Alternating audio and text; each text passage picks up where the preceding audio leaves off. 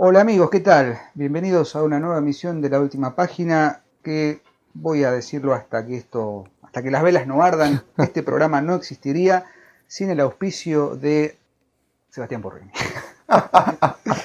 Iba a nombrar una marca de whisky, Sebastián, pero mejor digo no. Sí, no, no tenemos auspiciante. No tenemos auspiciante. Ya va a llegar, algún día va a llegar. ¿Cómo va todo? Claro. Muy bien, ¿usted, bien, maestro? ya ¿Todo bien? Empezando a transitar estos primeros calores raros Sí, por eso estamos. Primavera-verano. Claro. Estamos más de mangas de camisa hoy. Exactamente. Y usted está de chomba. Yo estoy de chompa. De chompa Verde mar. Verde mar. No sí, sé, sí, qué sé yo. Va. Bueno, verde que te quiero ver. Y el verde limón.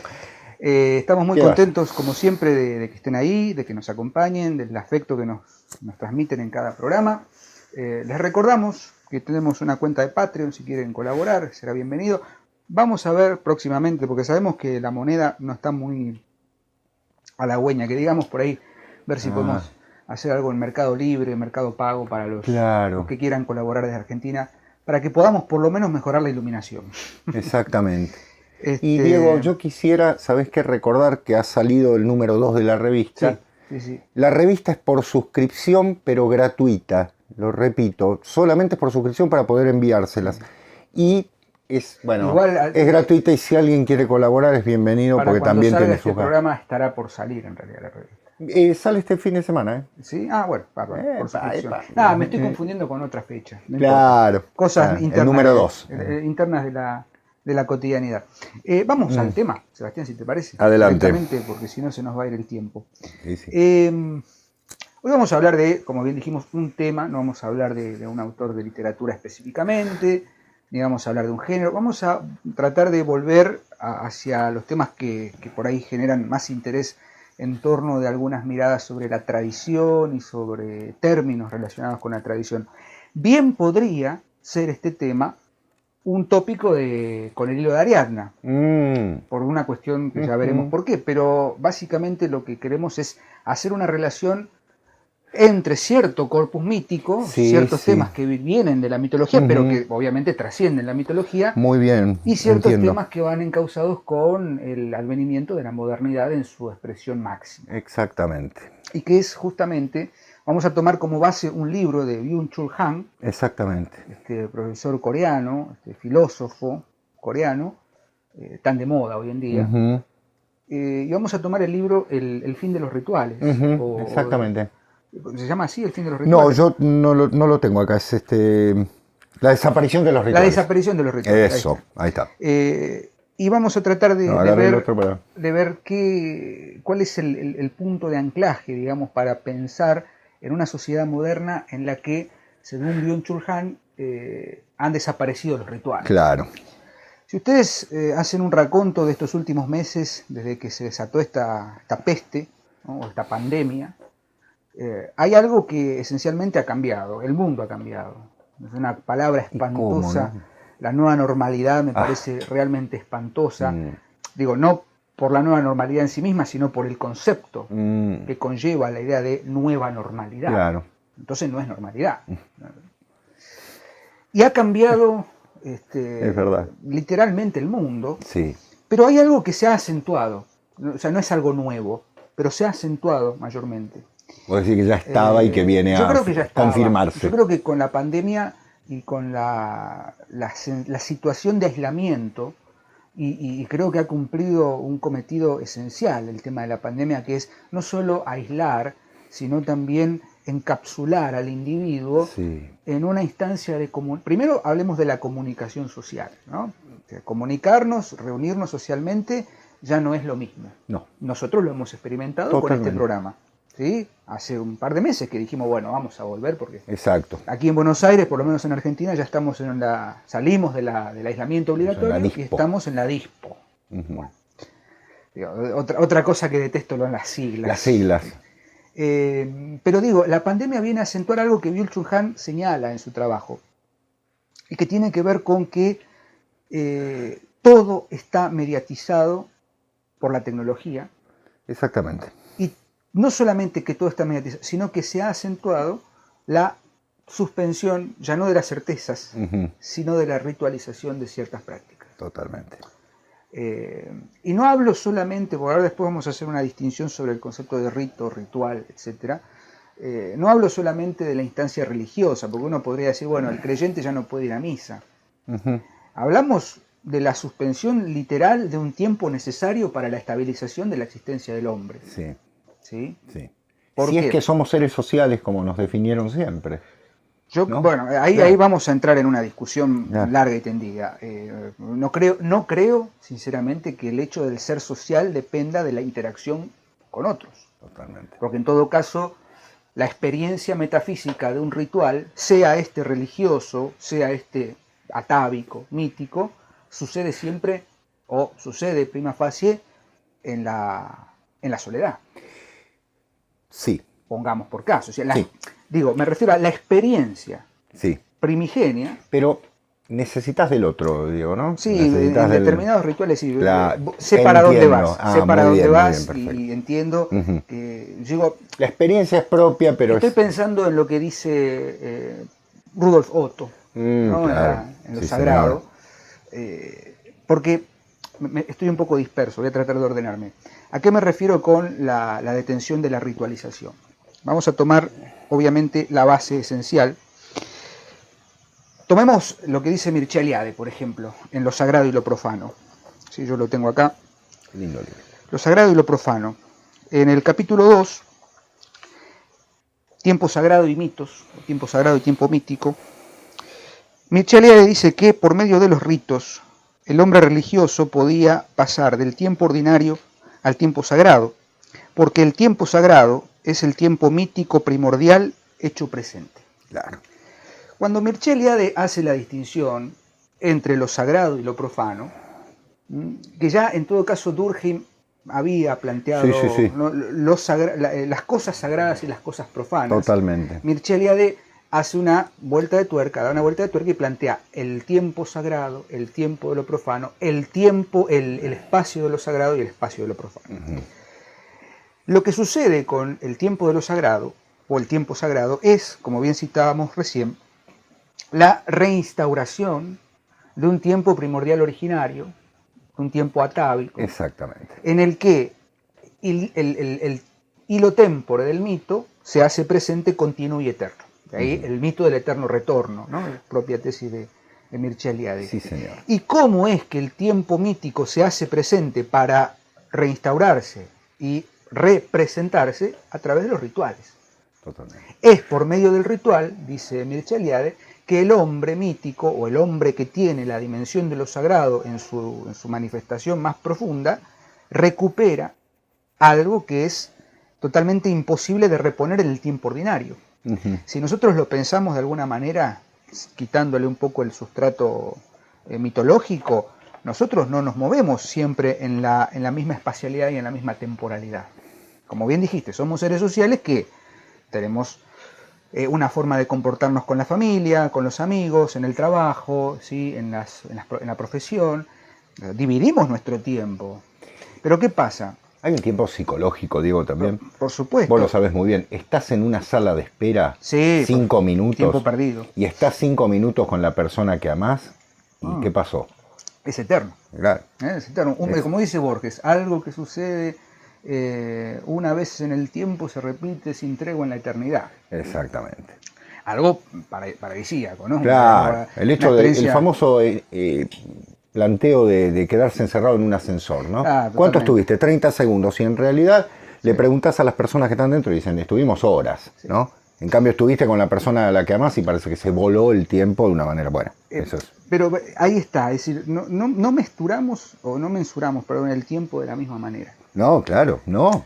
No necesitamos decir, bueno, voy al templo, aunque esa es la forma más profunda, es decir, quienes sabemos lo que es la misa, sabemos que la misa es un ritual, claro. Es un sacrificio y que hay un momento en el que el mundo se detiene para hacerse presente en ese espacio. Quienes creemos y quienes creen, saben, lo sienten y hay vuelvo a Otto, hay algo que está operando, claro, exactamente. Que cada vez es más difícil verlo. En ciertos ámbitos sí. Porque a veces hablamos de ritos sin religión, o ritos vacíos. Ahí vamos a ir, exactamente. Que de alguna manera Byung-Chul Han lo trabaja toma mucho. Ese término. Pero digo, para ordenarnos un poco, Esto de que desaparecen los ritos ya no es algo propio de ahora, de la pandemia. No. La pandemia vino a ponerle el tiro de gracia. Exactamente. O sea, ir a misa por Zoom. El moño. A mí me parece una estupidez. Perdón, y con todo respeto de los cultos, tengo gente muy querida que lo ha hecho. No se puede mediatizar máxime a través de la tecnología. Nosotros hemos padecido, esto no es un ritual, aunque tenga rituales personales. Es una ceremonia. Es una ceremonia, claro. No hemos disfrutado grabar desde la distancia. No, y se notó. Y se notó, es decir, necesitas la presencia, ahí sí, comparto lo que decís, necesitas la presencia, pero también necesitas el espacio, necesitas el tiempo real en el que vos decís, bueno, me preparo, armo el micrófono, pongo el celular, traemos la pipa. Yo en mi casa estaba a veces de jogging, ¿viste? Claro, es otra cosa. Para cumplir y para no perder la continuidad lo hicimos así, está bien, no me voy a quejar. Se hizo lo mejor que se pudo, claro. Porque acá también un disclaimer. No es que nosotros criticamos la tecnología, pues ya nos han dicho, pero ustedes dicen capitalismo y dicen modernidad, muy sueltos de cuerpo. No, hablamos de lo peor de esa situación. Totalmente. Y es necesario desacralizar, secularizar, desritualizar, no para individualizar, valga la redundancia, al sujeto, sino para homogeneizar en una masa informe que puede ser manejada de social media, ¿no? Claro. Las redes sociales, para intereses espurios. Bueno, eso es grosso modo, la ausencia del ritual. Exacto. Estás yendo al meollo, Diego, realmente de la cuestión, porque Byung-Chul Han, viste que lo remarca, la idea de la comunicación. Ese encendedor te vas a quemar vivo. Perdón, vos sabés que porque yo además en YouTube veo gente que fuma en pipa. Bien. Se prende así, para no quemarte los dedos. Exactamente. Muy bien. Fin del comunicado. Perfecto. Vos sabés que esta idea de que justamente, y este libro está escrito antes de la pandemia, el libro de Byung-Chul Han, valga decir que es una reflexión anterior, y ahora vamos a ir directamente al tema,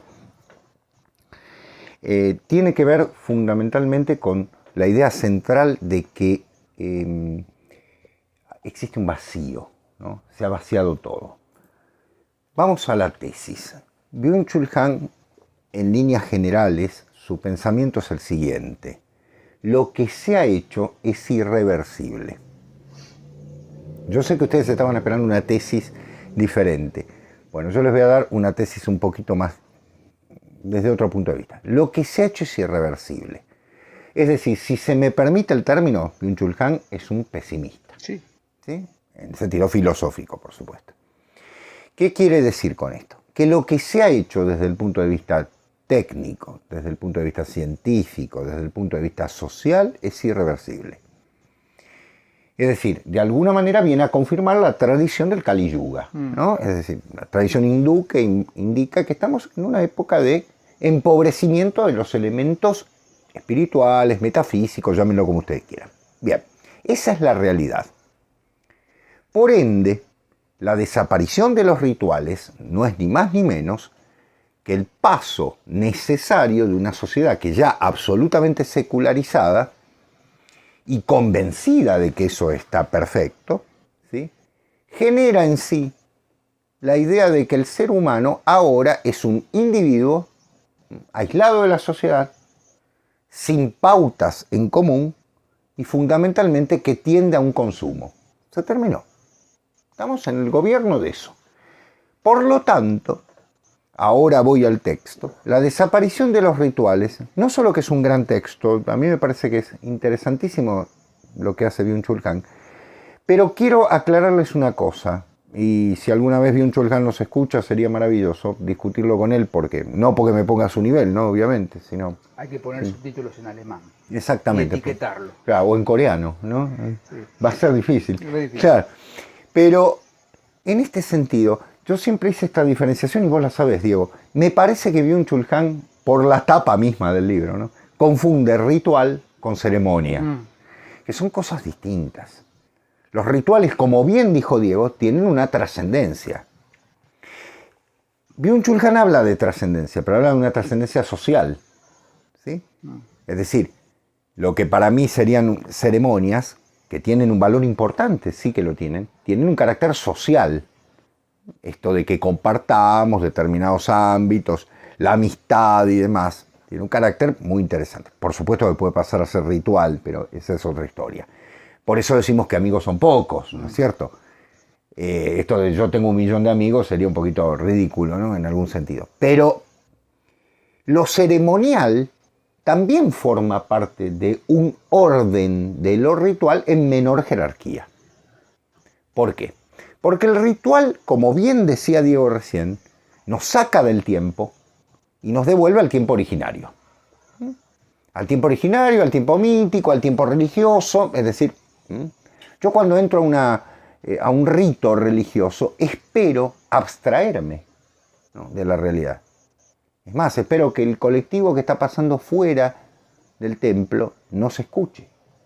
Espero escuchar, ¿no es cierto?, otra cosa, estar en otro ámbito. La ceremonia es en el orden social necesaria porque también tiene ese valor, pero no obviamente la misma trascendencia, tiene una trascendencia social, ¿sí? Y en ese sentido Byung-Chul Han hace una fusión, digamos, entre ambos conceptos, ¿no? Sí, Diego, perdón. Voy a citarte directamente en tu libro El sacrificio del héroe, prontamente a ser reeditado, ampliado y reeditado.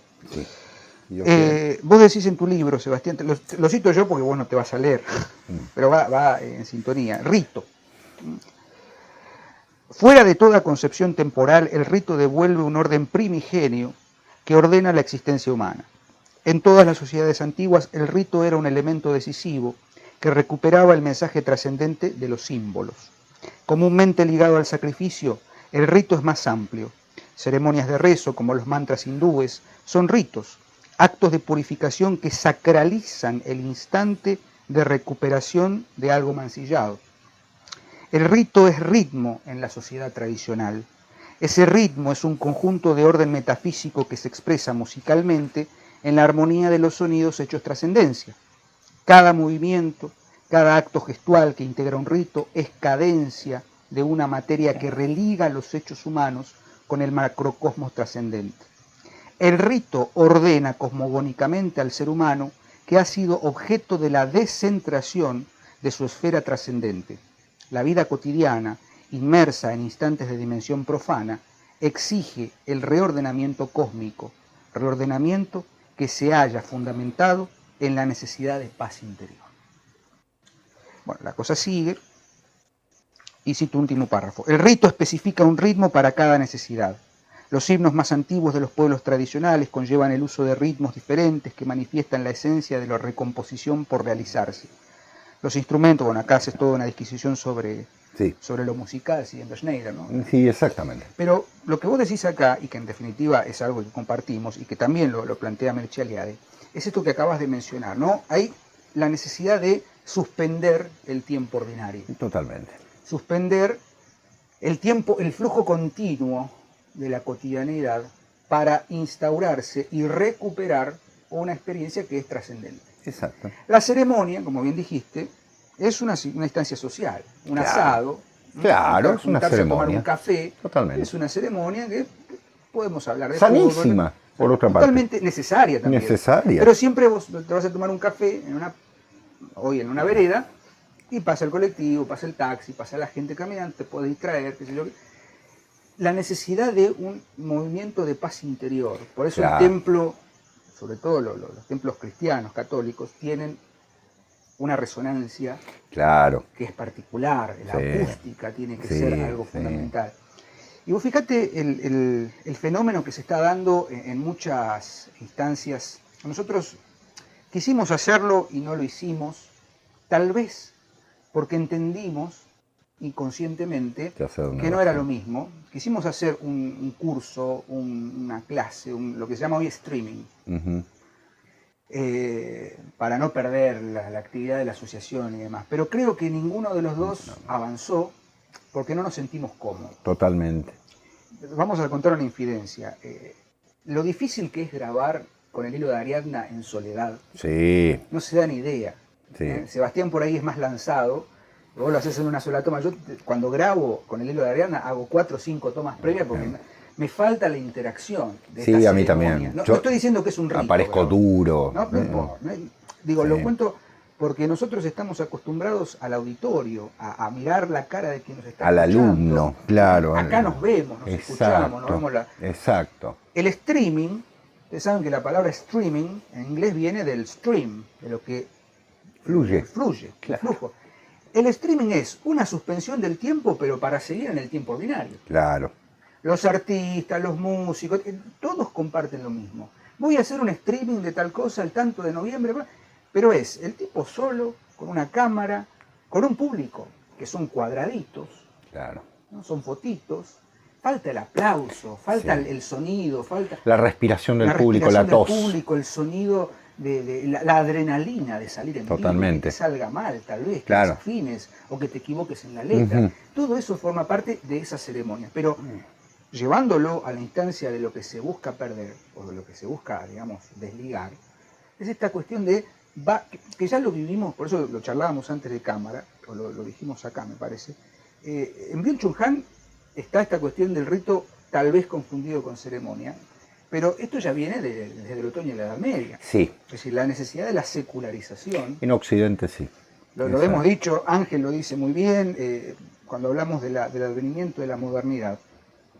Es justamente no reinstaurar un tiempo mítico, es anularlo definitivamente. Sí, es anular. Hoy da lo mismo ir a misa por streaming o que el cura esté dando la hostia con el barbijo. Está bien, uno no puede hacer caso omiso de la problemática mundial, por supuesto. De una peste que no sabemos cuándo va a terminar y cómo va a proceder. Entonces yo no puedo decir, el cura no puede dar misa con barbijo. Pero, no, por supuesto. Obviamente, no soy imbécil. Pero hay algo necesario, la presencia, la consagración, ¿no? Hablando del rito católico. Y ni hablar de ciertos ritos que implican el contacto, que implican la danza de los derviches, por ejemplo, ¿no? Que es un rito por antonomasia. Totalmente. En la música, el sonido, la posesión, claro. La vestimenta, la ropa. Yo puedo ir a misa de por Zoom y estar en pijama. Exactamente. ¿No? Es decir, todo tiene que ver. Vos sabés, Diego, que en ese sentido, volviendo un poquito a Byung-Chul Han, como hacía Diego, en ese sentido, la ritualización, ¿a qué ayuda? Claro, muchos han visto que como Byung-Chul Han es coreano, tiene una mirada oriental, a mí por eso me interesa, ¿no? A pesar de que es un hombre que estudió en Occidente, que es un experto en Heidegger, y que de alguna manera escribe en alemán, por lo tanto está totalmente occidentalizado en algún sentido, no ha perdido el carácter de lo que significan los ritos para el orden. No me refiero al orden social, sino realmente para que el ser humano se libere. Porque acá viene una cosa, nunca somos más libres que cuando estamos sometidos a los ritos. Voy a poner un ejemplo literario.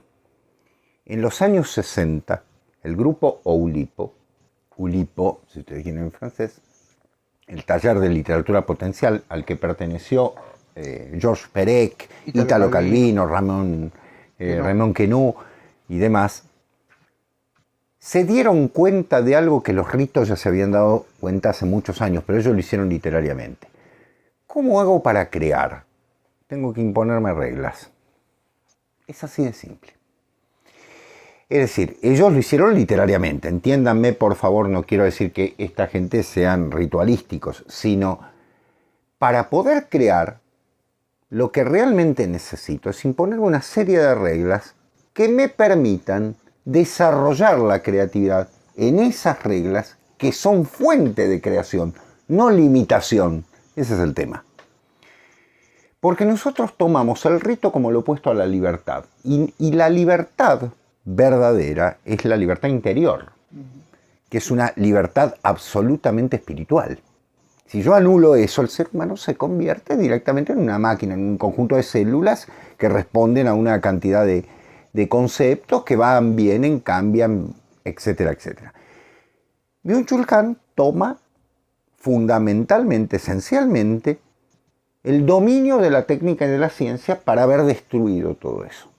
Desde el punto de vista de la amistad, desde el punto de vista de la comunicación, por eso habla del vacío muy interesantemente, retoma Kierkegaard, les recomiendo que lo lean, lo hace de manera muy notable, pero también para nosotros, y acá voy a poner un plus, desde el punto de vista de la trascendencia. ¿Por qué? Porque el ser humano es un ser social, no me cabe duda. Es un ser con características psíquicas, no me cabe duda. Es un ser biológico, no me cabe duda. Pero acá viene el tema. Es un ser trascendente, o que al menos tiene hambre de trascendencia. Y esa trascendencia no es solo social, es de otro orden, que es lo que decía Diego. Es una trascendencia de corte espiritual. El rito lo que permite a las grandes tradiciones es justamente que los seres se liberen. Porque, fíjense ustedes, por ejemplo, en la tradición hindú, el término que se usa es moksha, liberación significa. Es decir, liberar al ser humano de las cargas de la conciencia. El fluir, Diego decía streaming y yo le dije fluir. El fluir de la conciencia es lo opuesto de la liberación. No sé si soy más claro, ¿me explico? Es decir, cuando dejo fluir mi conciencia, lo único que hago es atarme a la conciencia. Y de lo que estamos hablando es un ente supraconsciente. Eso lo trabaja muy bien y se los recomiendo ya. Y si no vieron nuestro programa, véanlo. El Emiret Sola. Justamente. Es decir, si hablamos de libertad, ¿de qué tipo de libertad estamos hablando? ¿De la de escribir cualquier cosa? ¿De la de hacer cualquier cosa? ¿O de la realmente cargar sobre nosotros el corte de las cadenas de este mundo terrible, ¿no?, que nos ata para liberarnos hacia algo superior? Yo recuerdo, Diego, vos recién dijiste algo muy hermoso, que es el tema de los templos. A mí me encantan los templos, más allá del templo que sea de cualquiera, ¿no?, de cualquier tradición. Y es más, me voy a ir del catolicismo. Voy a irme del catolicismo porque en algún sentido a veces me enojo con ciertos... Después nos tildan de militantes cristianos. Bueno, qué sé yo. Yo he participado, tuve la suerte de participar de rituales judíos, que me saco el sombrero. No puedo porque tengo que tenerlo. Tengo que tenerlo. Tuve la kipá de una belleza increíble, pero incluso de rituales duros, ¿no? No de la ortodoxia, sino por lo que significaban. Pero voy a irme a la ortodoxia. Si ustedes ven lo que es un rito ortodoxo, ruso, griego, lo que quieran, van a ver que la música que acompaña, por eso yo hablaba de la música en ese que Diego lo citó, ¿no?, es importante, vibramos musicalmente. Lo que decía Aristóteles, ¿no? Las esferas se mueven en una música. Esa música tiene que elevarnos, no llevarme al sentimentalismo. No me puede llevar a la vida cotidiana. El amor hacia la divinidad, el amor de la divinidad, no es el amor humano. Es otra cosa. Tiene que elevarme, tiene que sacarme de esta tensión. Tiene que sacarme de la conciencia. Por eso el canto gregoriano o el canto ortodoxo, y siempre los invito a escuchar el himno de los querubines de Tchaikovsky, tiene que sacarme, tiene que justamente raptarme. ¿Para qué? Para volverme libre. ¿Qué es lo que dice Mircea Eliade allí? El rito tiene que volverme libre. Yo estuve hace muchos años, tuve la suerte de estar en el ritual de la Pachamama, en el norte de la Argentina, en el que una señora mayor, una anciana, que prácticamente no hablaba, se convirtió en la sacerdotisa del hecho, y no les puedo asegurar, yo no tengo palabras para transmitirlo, lo que significó esa mujer. Es decir, era realmente la posesión de la divinidad. Ahora, eso yo lo puedo hacer en el fondo de mi casa, como vos decías muy bien, digo, yo lo puedo hacer a distancia, acá cavo un pozo y ustedes ven, y tiro una serie de cosas y lo hago. Eso es una paparruchada. Y en ese sentido es como habla Byung-Chul Han de la tecnología. Perdón, Diego. No, yo para abonar lo que decís, me dejás picando una pelota ahí. Adelante, dale. Con si hay algo que... Esto es para un programa aparte. El Concilio Vaticano II, entre muchas otras cosas, discutible o no, yo tengo mis reservas para con el Concilio. Yo tengo cosas a favor. Yo tengo cosas a favor, obviamente, sí, por supuesto. Pero una de las cuestiones ahí que están muy presentes y que han sido tomadas con esta idea de que el canto en la misa, es decir, cantar es rezar dos veces. Dice San Agustín. Y yo lo tomo como experiencia personal. Humildemente toco algún instrumento con cierto... Muy bien. con cierta... El piano toca. El piano y un poco de la guitarra. Me ha Y... tocado participar en coros de iglesia, años más jóvenes, entre los 14 y los 18 años, tocaba el teclado, la guitarra en un coro, y es increíble la noción de que la música religiosa, desde los 90, sí, 2000, y antes etcétera, y antes también, eran canciones baladas, acordes, 3 o 4 acordes, 2, sentimentales, la menor, mi menor, claro, ¿no? O sea, progresiones de acordes que cualquier música popular los tiene, que se pretenden elevados, pero que en realidad son anclajes a lo inmediato. O sea, la melancolía, la nostalgia. Uno escucha, qué sé yo, no sé, Junto a ti María, do, sol, la, mi menor, fa. Son acordes que no llevan a ninguna trascendencia. No. Suenan bien, una progresión bellísima melódicamente, pero es eso y nada más. No hay trascendencia. No. Por eso el canto gregoriano es, como bien dijiste, una cuestión de elevación del espíritu. Sí. Orff lo entendió muy bien. Sí, Karl Orff lo entendió muy bien, en el Carmina Burana. Totalmente. En el Catull y Carmina. Sí, muy bien. Es decir, esa cuestión de tiene que ser una música que pam, pam, pam. Bueno, decir, vos fíjate que para dar el gusto también a Arvo Pärt, como es el músico lituano, que es monje por otra parte, era monje ortodoxo. Si ustedes escuchan su música, es una música muy sencilla, con pocas notas, porque la música religiosa es con pocas notas. A ver, yo los invito a escuchar 2 minutos, si tienen paciencia sigan. Música ritual japonesa. Son 4 o 5 notas. Sí. Pero justamente eso es lo que tiene que ordenar la armonía del ser humano en relación con el universo. La música hindú tiene una serie de semitonos que no tiene la música occidental. Y que justamente tiene que ver con la riqueza. Si ustedes escuchan la música hindú, tiene que ver con la riqueza ritualística y la ritualeza de dioses, ¿no?, de la tradición hindú. Cuando uno escucha la música ortodoxa, ¿sí?, lo que escucha es una sola voz, porque es la unidad, es la unicidad. Y no hay instrumentos, es la voz, ¿no? Es arquetípico. Claro. Vamos a dejar en la descripción un video que no tiene nada que ver con nuestro contenido, pero algo que a mí me parece admirable, y es el canal de Jaime Altozano. Ah, sí. En uno de sus últimos videos, Jaime Altozano toma el Dies Irae. El día ¿Qué hace Altozano? Sin ningún tipo de objetivo trascendente, analiza pero sí musical, claro. De qué manera el arquetipo del Dies Irae, el Dies Irae, claro,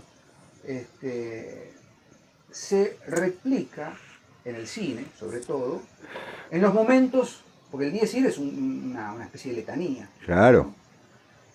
En ciertas películas, como el cine, musicalmente, ha tomado los acordes, el principio melódico, para musicalizar momentos de tensión cercanos a un sacrificio. Claro.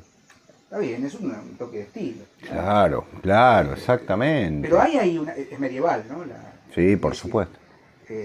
Arquetípicamente. Porque ahí hay una noción de que ese canto, con esas notas, con ese timbre de voz, lleva a una instancia de paroxismo cercano a la muerte. Exactamente. O sea, ¿por qué el cine lo retoma? Consciente, autoconsciente o como quieras, pero ahí hay una dimensión ritual. Exacto. ¿Entendés? Entonces, ritual en el sentido de lo que estamos diciendo. Escuchar eso es escuchar un canto cercano a una instancia límite. Totalmente, ¿no? Totalmente. ¿Qué te debe haber pasado, Diego, cuando escuchás cantos tradicionales? A mí me ha pasado, por ejemplo, al escuchar gitanos palmeando, ¿no? Es realmente un canto muy particular que excede el tiempo, ¿sí? Y que justamente tiene el valor. El tiempo, porque el tiempo, según Mircea Eliade, tiene que fraccionarse. El tiempo ordinario, el tiempo histórico es lineal. El tiempo mítico es recursivo. Totalmente, cíclico. Es circular, claro, cíclico. Claro. El mito del eterno retorno. Si cada vez, vamos a tomar la tragedia. La Emeleia, la tragedia. La famosa danza, claro. y el coro, ¿por qué hay un coro? ¿Por qué todo sucede en la orquesta? El coro está en la orquesta. Y bueno, los griegos la tenían muy en claro. Bien claro, es decir, claro. se llama el melos, ¿no? La flauta o la ocarina. El aulos. El aulos, ahí está, el melos es la marca de la empresa que publica el aulos. Melodía, claro. Melodía, el aulos es eso. Si usted tiene una tragedia y no importa que yo esté sea, no sé, un comerciante, o un artesano, o un mercader, o un navegante, yo voy a ver Edipo. Y en el momento en el que Edipo se arranca los ojos, yo me estoy arrancando los ojos porque estoy compenetrado, imbuido en esa detención del tiempo ordinario, en ese día, en ese momento preciso, en ese momento fundacional, en el que yo recupero esa experiencia terrible. Vos hablabas de que, digamos, de la idea de que el ritual libera.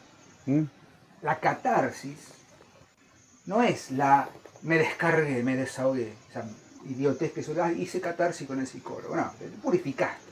Exacto. Hay una purificación. Purificación que no es posible en el tiempo ordinario. No. Por eso el ritual es tan importante en ese sentido, porque es el espacio donde uno puede liberarse de aquello que el tiempo ordinario considera como una cadena, como un anclaje, como un continuo fluir. Exacto. ¿Por qué necesito hacer un streaming? Porque necesito comer, si soy artista y no me abren los teatros, obviamente, tengo que yo eso de alguna manera. Entonces, lo justifico. Separemos eso, vamos al concepto. El concepto del streaming es la necesidad de seguir dando materia de consumo. Claro. Porque es retroalimentación. Sí. La pandemia, en su enorme inexorabilidad, en lo inefable, en lo inextricable que es esta pandemia, nos pone de frente con algo que ya veníamos transitando. Sin duda, sin duda. De hecho... nos ha suspendido todo la pandemia. Claro. Nos ha suspendido no solo los rituales, las ceremonias. Por supuesto. Y nos ha puesto en esta nueva normalidad. Y vos decís, ¿cuál es el nuevo tiempo ordinario? Es el tiempo de los 40 minutos del Zoom. Claro. ¿No? De la hora del vivo en Instagram. Vos fíjate que lo mensuramos eso por el tiempo que dura lo que te da la plataforma. Exactamente. Si no, tenés que pagar. Totalmente. Es una retroalimentación del consumo. Bueno, vos sabés que, mira, Diego, avalando lo que vos decís. Perdón. Sí. Ganó la partida. Claro, muy bien. Bien. La modernidad ganó la partida. Sí, totalmente. Iba a ese lado, muy bien, perfecto. Es decir, a ver, el único paraíso que existe es el paraíso perdido. Estamos de acuerdo. Las sociedades no han construido sociedades ideales, no. Los seres humanos no somos seres ideales. Tenemos hambre de ideal, tenemos hambre de trascendencia, por decirlo de una manera bien carnal. Incluso ustedes verán que nosotros hacemos, en muchos casos, nombramos la Edad Media. Ojo, la Edad Media fue un espanto, en muchísimos aspectos. De lo que estamos hablando, y esto lo quiero dejar en claro, es que todavía se mantenía la idea de que había algo más allá. La idea de que había un lenguaje simbólico operando. Que el mundo era injusto, lo ha sido siempre. Lo ha sido siempre y lo seguirá siendo. Será una porquería. Totalmente. En el 510 y en el 2000 también. Sí, señor, exacto. Es decir, a ver, si no, esto sería el paraíso terrenal y lo hemos perdido. ¿Sí? Ahora bien, ¿qué es lo que nosotros como seres humanos podemos buscar? Yo entiendo que haya personas que quieran desde la actividad, desde el punto de vista político hacer. No. Lamento decirlo. Yo en ese sentido comparto con Byung-Chul Han. Hay cosas que ya no se van a poder recuperar. Y hay hechos y fundamentalmente ciertos elementos que ya están absolutamente obturados para el ser humano. Por eso este programa ha buscado la idea de hacer una lectura diferente. Como diciendo, estamos viviendo en un tiempo en el que las cosas se oscurecen definitivamente. Diego empezó este programa haciendo un comentario que me parece excelente recuperarlo. Nosotros parece que estamos contra la tecnología, contra el capitalismo, bueno, muy bien, sí, perfecto. Es lo que hay. Yo no voy a negar eso. No voy a negar que la realidad es esa. Quisiera otra, obviamente, por supuesto. Pero lo que me preocupa es el fundamento de que solamente existe una dimensión del ser humano, cuando existen varias. Y la injusticia va a seguir existiendo. Pero esa dimensión que exista, que esté expuesta, que es lo que Byung-Chul Han viene a decir, porque él justamente de qué está hablando. De que no se puede, ya no se va a volver atrás, ya está. Hay cosas que ya se hicieron. Es como dice, voy a retomar a Ángel Fareta, ¿no? Que lo nombramos prácticamente todos los programas. Ángel dice, la contaminación. Y sí, yo podré luchar contra eso, pero ya la contaminación está hecha, lo siento. Y les aclaro que soy una persona con conciencia ecológica muy grande. En esta casa se reciclan todos los elementos que comportan la vida cotidiana. Pero sé que es inútil. Lo sigo haciendo porque pienso en mis hijos, porque pienso en las futuras generaciones, porque quisiera que pudieran ver lo que yo vi y tal vez con cuidado y demás.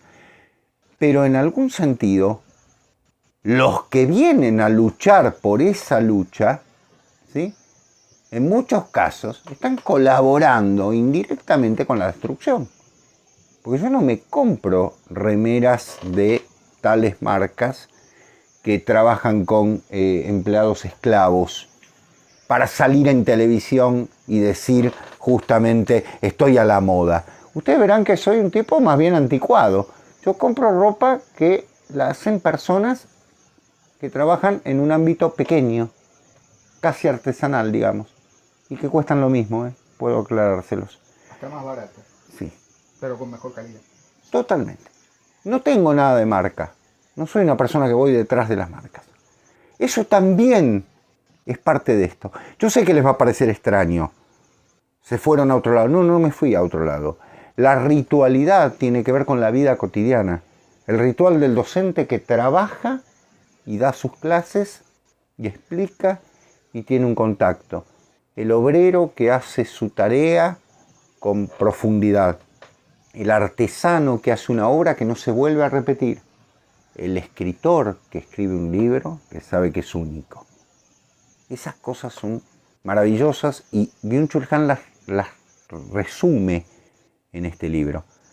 Tal vez sea un mensaje perdido porque sea un mensaje absolutamente nostálgico. Sí, lo es, sí. Yo todavía viví algunas cosas porque yo, si bien nací en Buenos Aires, nací en un barrio del límite de Buenos Aires donde había cosas, había lechero, para que ustedes se den cuenta. Es decir, todavía había ciertas ceremonias que se cumplían. Y esas ceremonias que llevaban a un rito eran interesantes mantenerlas, porque nos hacían libres, nos hacían escapar de un sistema. Ese es el tema. Estamos inmersos en un sistema, ¿no, Diego? En un sistema que es perverso. En un sistema, como decíamos hace un momento, en el que lo que importa es producir, no para crear, sino para satisfacer demandas. Totalmente. Es decir, te voy a proponer algo. Sí. Disculpame que te corte. Nos habíamos propuesto un programa y yo te propongo, porque todavía tenemos tiempo y creo que los seguidores, los suscriptores lo van a aceptar. Podríamos hablar de ciertos falsos profetas, ¿no? Que en algún momento hablamos de... Sí, pero por supuesto. ¿No? Porque ahí viene el tema. Vamos a ser sinceros. Nosotros grabamos un programa que nunca vio la luz por cuestiones técnicas, ¿cierto? Viste, la tecnología... Por cuestiones técnicas, ya no recuerdo por qué. Sí, no sé qué pasó. Sí, sí. No bueno, vos sos más avesado. Por la cámara, creo. Sí, había salido, se grabó mal. Hay algo que es lo que nosotros tratamos de titular como falso esoterismo, falsa trascendencia, el New Age, y que tiene que ver con esto, ¿no? Mucho. Una de las grandes mentiras de la modernidad es pretender que la trascendencia es accesible a todo el mundo, ¿no? Claro. Digo, la modernidad entendida como algo que empezó en el otoño de la Edad Media. Chirca, como dice, Chirca, en el otoño de la Edad Media. y que tiene que ver con esto de, como decíamos recién, ¿no? La trascendencia es accesible a todo el mundo. Exacto. Ojalá la trascendencia fuera Yo creo que es accesible al que la busca, ¿no? Porque el camino, no importa la meta, importa el camino, en ese sentido. El camino puede ser el cristianismo, el budismo, el judaísmo, el mazdeísmo, puede ser el sufí, no importa. Sí. La meta, si yo creo en Alá, creo en Dios, creo en Buda, creo en no sé, en Asura Mazda, Jura Mazda. Lo que importa es el tránsito, el camino, ¿no? La bandera de la India, ¿no? Claro, es el camino. Entonces, ¿qué pasa? Muchos falsos profetas, o unos hijos de puta, voy a decirlo cuando porque son hijos de puta. No lo escuché. No, hijos de puta. Ajá, bien. Han tratado de establecer caminos alternativos, atajos, facilistas, sincréticos, sí, en los que se embauca a la gente por consumo. Totalmente. Y dice, bueno, si vos mirás, si vos lees Yo escucho gente que dice, yo estoy siguiendo la Kabbalah, estoy meditando, estoy leyendo las obras de Krishna. Me encanta el tono. Estoy con los chakras abiertos. Yo digo chakra para esta gente. Tener cuidado porque hay un chakra que está en un lugar complicado. Sí, el Kundalini. Claro. El chakra es una estancia, una finca en la provincia de Buenos Aires. La chakra que conocen es esa. Perdón, estoy un poco efusivo. Está muy bien. Pero ¿qué pasa? También tiene que ver con la suspensión de la ritualización. Sí. Porque ninguno de esos caminos implica realmente un ritual de iniciación. Porque acá hay que hacer una distinción. Hay rituales de iniciación, rituales de culminación. ¿Sí? El velorio es un ritual. ¿Cómo se perdió, Diego? ¿Sí? Y el velorio es una cosa realmente ambigua. Porque pero tiene que existir. Vos podés llorar, podés reír. Obvio. Es decir, es una situación. Hay gente que celebra el paso. Sí. Hace poco, el Día de Todos los Muertos, en México. Habíamos hecho la referencia a la película Coco y tal. Es una fiesta. Claro. Es una fiesta porque es el recordar, el traer al tiempo presente una instancia dolorosa, que es Totalmente. la pérdida. Y maravillosa porque pasó a una instancia superior. Claro. Pero ¿qué pasa con el falso esoterismo? O estos falsos profetas, o estos ocultismo, hijos de su buena madre, falsos ocultismo, ¿no? Esta cosa de, bueno, si vos lees estos principios, los arcanos, sí, ¿no? Esa cosa. Delirios personales. Nos han preguntado en algún comentario por qué tanta tirria contra Madame Blavatsky. Ay, por Dios. Porque el problema es que es imposible establecer relaciones o establecer una verdad última, una verdad acabada de algo que no se experimenta. Totalmente. Que no se practica, que no se vive. Yo no puedo considerar que voy a ser un iniciado en los misterios más trascendentes del hinduismo si no puedo leer un mantra en lengua original. Y no puedo entender. O sea, la gente que por Instagram, por Facebook, por YouTube se ponen acá el tercer ojo y se compran, no sé, unas telas de bambula y unas cosas de seda barata del 11. El 11, para los que no saben, es una cosa donde se venden muchas telas, cosas buenas y cosas muy, muy baratas, y se visten como, se trasvisten como si fueran maestros iniciados y te cobran 50, 100, 200 euros por una videoconferencia en la que te van a abrir los chakras y te van a dar la verdad revelada. Responden a esto que veníamos diciendo. Totalmente. Responden a la necesidad de jugar con la fe endeble, que si es endeble no es fe, pero con la creencia endeble de ciertos individuos que piensan que pueden llegar a un camino al nirvana, ¿sí?, por escuchar a Kurt Cobain. ¿No? Haciendo el juego de palabras. Claro. Y no ese es el objetivo. No. Claro, eso es contrainiciático. Es contrainiciático. A veces la iniciación, lo dijimos en el programa dedicado al haiku. Los que escriben haiku, los poetas, ven la trascendencia, ven lo absoluto en lo cotidiano, sin necesidad de hacer proselitismo y sin necesidad de mostrarse, porque también está la puesta en escena. El rito es la puesta en acción del mito. Totalmente. La puesta en operación del mito. Exacto. No es la puesta en escena solamente. No, claro. Pues yo ahora podría acá traer un grial, ¿sí?, una vela, y decir, bueno, estamos acá en el Dios, no sé. No, eso sería... Eso es una profanación. Nefasto, claro. No es porque estamos grabando, estamos tomando whisky. Hay dos cosas, Diego, y te doy el pie si querés desarrollarla. Hay dos cosas que actúan contra la tradición, que son el fanatismo, sí. ¿sí?, y el progresismo.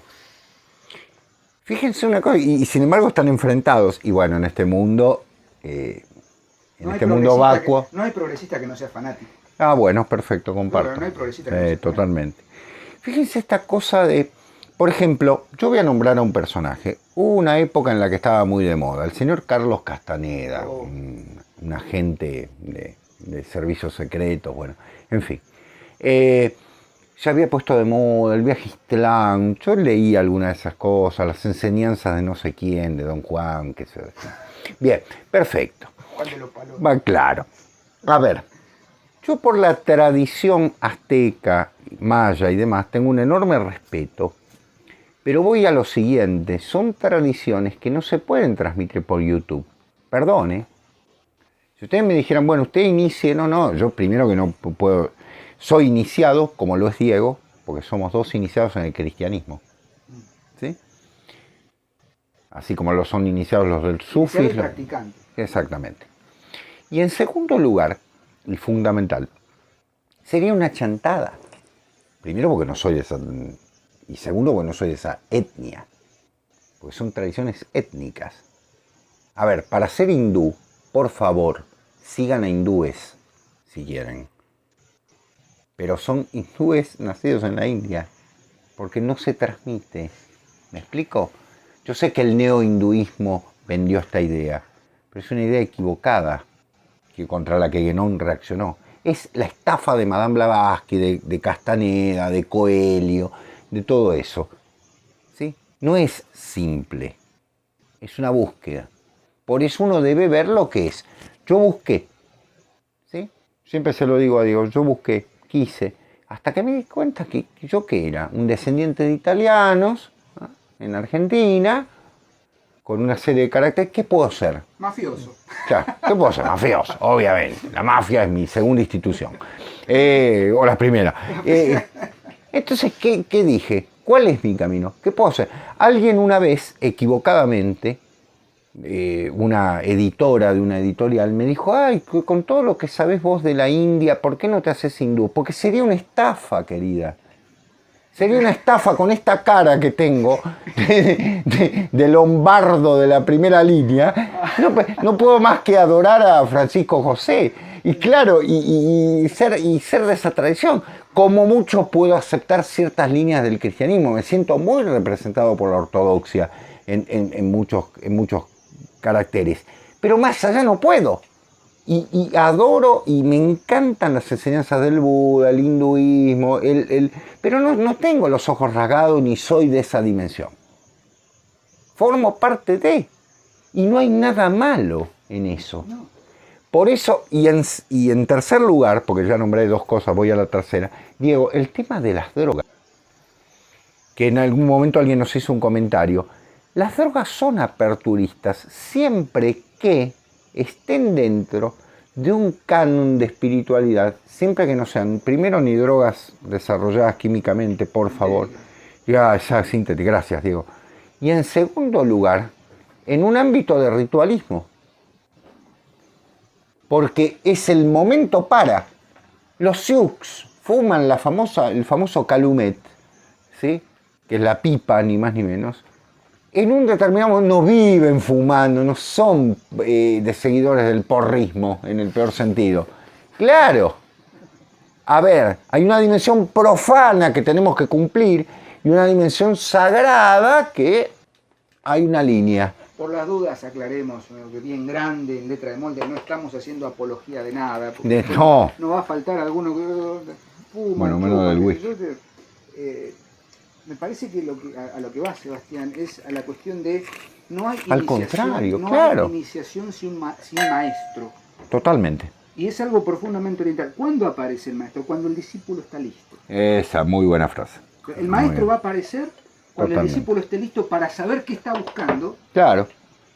Y no para saber qué quiere encontrar. ¿Entendés? Diego, vamos a algo bien profano. Y No, tenemos tiempo todavía. Vamos bien, ¿no? Sí, vamos bien. ¿Qué sé yo? No sé. Bueno, ya, hoy me se ve. Te voy a citar una película muy simple, Karate Kid. Bueno, ahí está. ¿No?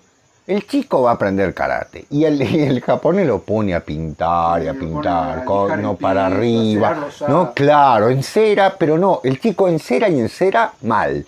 Y entonces no, tienes que, ¿qué le está enseñando? El ritual. Para ingresar tenés que saber el ritual.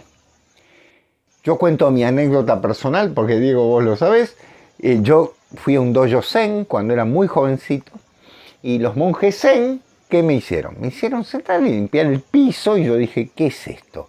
Y de golpe me dieron un palo en la cabeza porque en vez de estar concentrado estaba durmiéndome, literalmente. El hermanus terribilis, decían en algunas instituciones. Es decir, ¿qué ocurre?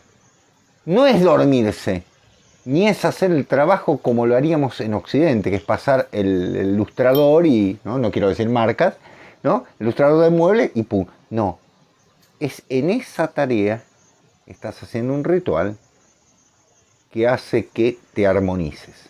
Parece una locura, lo sé, ya lo sé. Y lo dice el gran Roberto Calazo. ¿Sí? Los rituales que salvan a la humanidad, volviendo, relacionándolo con Byung-Chul Han. Es una humanidad que ha dejado los rituales y al dejarlos se mata a sí misma. Porque la soledad en la que nos vamos a encontrar es la soledad que esperan el capitalismo, que esperan los grandes sistemas económicos, los progresismos y todo lo demás para poder dominarnos. Nunca somos más libres cuando justamente no nos atenemos a ninguna de esas. Volviendo a la película Karate Kid. Sí, dale vos que ahora seguro. Que está de moda la serie Cobra Kai. Los viejos los adolescentes de los 80 hoy son muchachones de 40. Haciendo un poco de propaganda. De publicidad, no propaganda. En esa película podemos hacer todas las críticas. No es el. Perdón, Ángel, perdón. No somos cinéfilos ni cineastas. No. Pero vos fíjate que bien dijiste, ¿no? Yo he pintado, vos también has pintado, lo doloroso que es pintar una pared con un pincel. Para eso se inventó el rodillo. El rodillo de Al tiempo lo hace a Daniel Laruso, lo hace pintar la cerca. Arriba, abajo, arriba, abajo. Y el tipo le dice, ¿cuándo me va a enseñar a karate? Eso. ¿Tú te vas a enseñar karate? Vos ya sabés karate.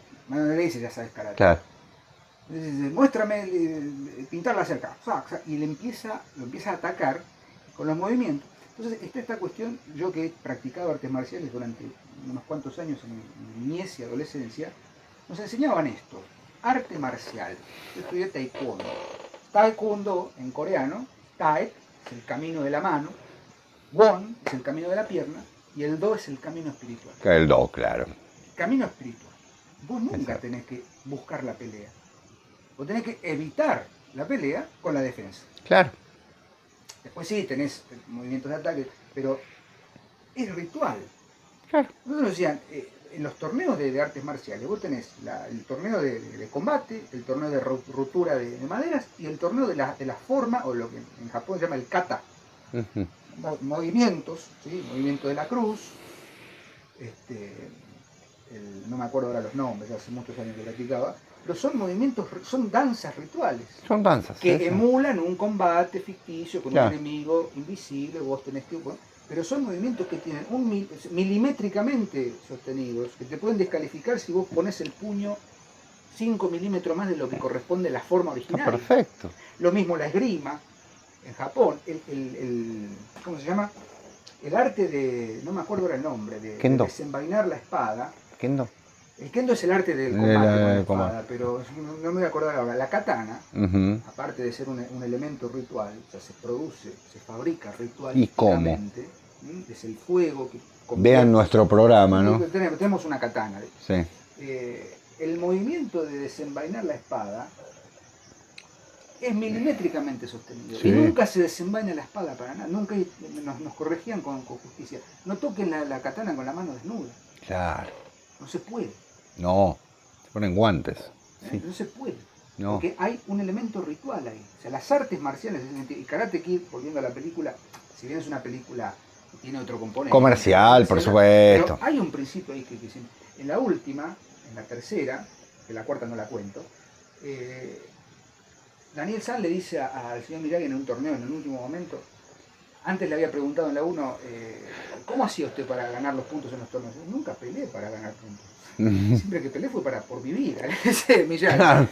En el último torneo él le dice, tengo miedo, le dice. Le tengo miedo a él, un muchachón, un rubio, un monstruo enemista de los 80, 90, que dice, me va a pegar, le tengo miedo. Dice, no, le dice, nunca debes ganar, nunca debes combatir con el miedo, tu mejor karate está adentro. ¿Y cómo gana Daniel esa pelea?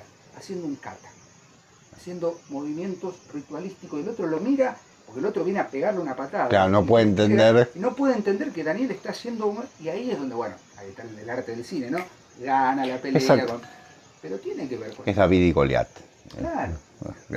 No se puede llegar por la vía rápida. No, exacto. El ritual, volviendo, haciendo el raconto. Sí.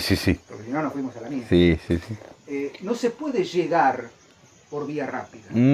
Es el camino más largo, es el camino más espinoso, es el camino escarpado, es el camino en el que vos decís, si te dormís te dan un pedazo de bambú en la cabeza. Sí, literal. ¿Sí? Es el camino en el que nosotros nos reímos, a veces un poco con sorna, en chiste.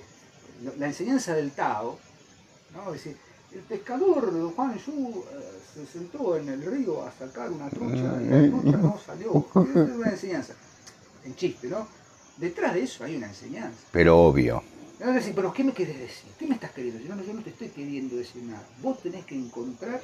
Y ese encuentro es absolutamente personal y es absolutamente trascendente. Diego. Y es intransferible. Por eso no es alegórico. Eso es simbólico. Por eso no nos trata de tarados. Espera que seamos inteligentes. En el cuento Zen, como dice Diego, o en los cuentos taoístas, nos parecen estúpidos al comienzo. Pero justamente, ¿cuál es la idea? Que de los 100.000 que lo leen, haya 2, 3, 4, 1, que lo hayan miles que lo hayan comprendido. Esa idea es la lectura justamente que deben hacer, que operó justamente sobre uno, por eso la metafísica es operativa, no es especulativa, debe operar sobre uno. Y ojo con los engaños, porque lo dijimos en este programa, ¿no? Hay caminos más fáciles, ojo con lo que llevan. Hoy Diego hizo alusión a una palabra bellísima, catarsis. Está lamentablemente muy degradada. La catarsis tiene que ver con descender, pero con ascender. Y en ese sentido, la catábasis, es decir, he descendido para ascender, ¿a dónde asciendo? Ese es el problema. ¿A dónde asciendo? A mi conciencia. Si asciendo a mi conciencia, sigo exactamente, vuelvo a caer a lo mismo. Cuando las instancias superiores son las que se mantienen. En ese sentido decíamos, por eso hablábamos de hasta la Edad Media en Occidente, por favor, en Occidente. Esas cosas se borraron, lamentablemente, ¿no? Con el fin de la Edad Media. Es una lástima, porque hubo enormes avances en muchos sentidos, pero no en ese sentido. Y en segundo lugar, el hecho clave de que las sociedades que vivían en una tradición eran perfectas, pero tenían un principio que las construía sobre la base de algo que era trascendente. Yo siempre cito, y Diego lo hace más que yo, a la sociedad japonesa. Hasta 1867, la sociedad japonesa vivió algo que era el aislamiento, ¿sí? Y ustedes me dirán, bueno, pero no conocían los avances de la medicina. Había medicina en Japón. Bueno, pero no conocían la tradición de tal cosa. ¿Y qué? ¿Qué le vendimos? ¿Qué hicimos de Japón? ¿Sí? Que era una sociedad, se dice, es una sociedad guerrera. ¿Y qué somos nosotros? Una sociedad criminal en muchos aspectos. Es decir, tanto el comunismo como el fascismo, como el nazismo, como el capitalismo, llámenlo como ustedes quieran. Sí. Lindo fallido. Sí, el lindo fallido, bueno, lo mismo, ¿no? Han venido a destruir, por eso no comparto ninguna de esas tendencias, y por eso siempre les digo, lean a Joseph de Maistre, que es la persona que entiende que en Occidente hay algo que se ha muerto, y que ya no va a volver, ya está, es el nostos lo que nos queda, ¿sí? En Japón era la última sociedad que había quedado con, por supuesto, de cierto mundo. Yo entiendo que en África puedan existir ciertos aspectos y demás, que existieron hasta cierto momento. Pero en Japón, una sociedad hipercivilizada, la hicimos pomada. Occidente lo hizo pomada. Lo convirtió en lo que es. Cuando los japoneses tenían su paraíso. Injusto, sí, claro, es humano, gente. No me vengan con ideales de sociedades perfectas porque no las existe. Pero sí que había una instancia, que por lo menos esa instancia estaba presente. Y vuelvo a recordar que los que luchaban en las guerras eran los caballeros, no iban los obreros a la guerra. A la guerra fueron los obreros cuando la burguesía se hizo cargo del poder. Porque los soldaditos que murieron en 1914 y en 1939, gracias digo, eran obreros. Y esa gente, esas personas que somos nosotros, ¿sí? No tenían que ir a la guerra. A la guerra van los que están preparados por la guerra. La casta guerrera. Exactamente. Exacto. Lean Homero. Más literatura y menos streaming, por favor. Más Platón y menos Prozac. Más Platón y menos Prozac. Exactamente. Más pound y menos Bucó. Bueno, alguien nos hashtag, ha dicho. Hashtag, como dice, hashtag más Platón y menos. Totalmente. Qué incorrectos que somos, pero a mí me encanta. Hay gente que nos dice que somos acá, pedantes. Bueno, no hasta importa. Acá, hasta la hora 10 que dura esto, es porque nos entienden y porque nos tienen afecto. Sí, la verdad, es exacto. Nosotros vamos a dejar acá porque ya nos hemos ido de tiempo. ¿Qué era hoy Biuchulca? Hablamos de literatura persa. Nos vemos de nuevo el próximo lunes, el jueves como siempre con el hilo de Ariadna y el próximo lunes en una nueva emisión de La Última Página. Gracias, Eva. A vos, Dieguito. Y a ustedes por estar ahí. Nos vemos y que estén muy bien. Chao. Adiós, gracias.